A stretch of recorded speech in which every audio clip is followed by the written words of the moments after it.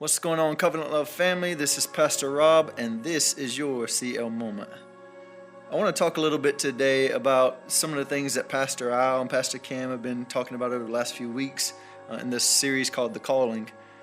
Pastor Al has been preaching a lot out of Exodus 13, 14, 15, that little realm there, about where Moses and the Israelites got their freedom from Egypt. Pharaoh let them go. I want to share some thoughts as I've been kind of like pondering on those notes and going back and listening to some of the messages. Just share some thoughts that I've had kind of come up over the week. So in Exodus 13, Pharaoh has finally released the people of Israel from their captivity in Egypt, and they begin their journey towards freedom. In the next chapter, God instructs the Israelites to camp out by the Red Sea. In verses 5 through 9, we see that Pharaoh has changed his mind and has dispatched all the forces of his army to go after the Israelites. So picture it. This is for all you visual learners out there like me. Sometimes I have to picture things. So picture this. This is a map of kind of where the Israelites were camped out. So they were kind of in this little section right here, camping out. And they had basically journeyed all the way through here. And here's the Red Sea. So as you can see, they were kind of stuck. You had all this mountainous region over here. Here comes Pharaoh's army coming after the Israelites. They're camped out right here in Red Sea.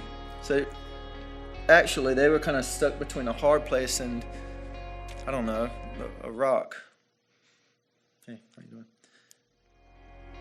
And the reality of life is that, man, there's going to be times where we are stuck between the rock and a hard place. Or in other words, we're going to be stuck between the thing that sets us, that once held us captive, and the things that look impossible to get through. But the question is simple. What are you going to do in that situation? Will you panic and allow fear to swallow every sense of hope you have? Or will you continue to stand on the reality that God, if He got you this far, He's going to bring you through to the end?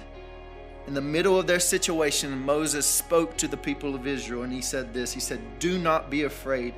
Just stand still and watch the Lord rescue you today. The Egyptians you see today will never be seen again. The Lord Himself will fight for you. Just stay calm." Stay calm. So if God did it for the Israelites time and time again under an inferior covenant, He will surely do it for you and I today. Being stuck between a rock and a hard place isn't a sign of weakness, and it's not a sense of lack of spirituality. It's a sign that you're human. We are human. We all face challenging situations, but faith in God can take impossible situations and turn them into highways of freedom. I want to leave you with these 3 scriptures to declare over you today, or anytime you feel stuck. Going to help me out, Rock? All right. Philippians 1:6.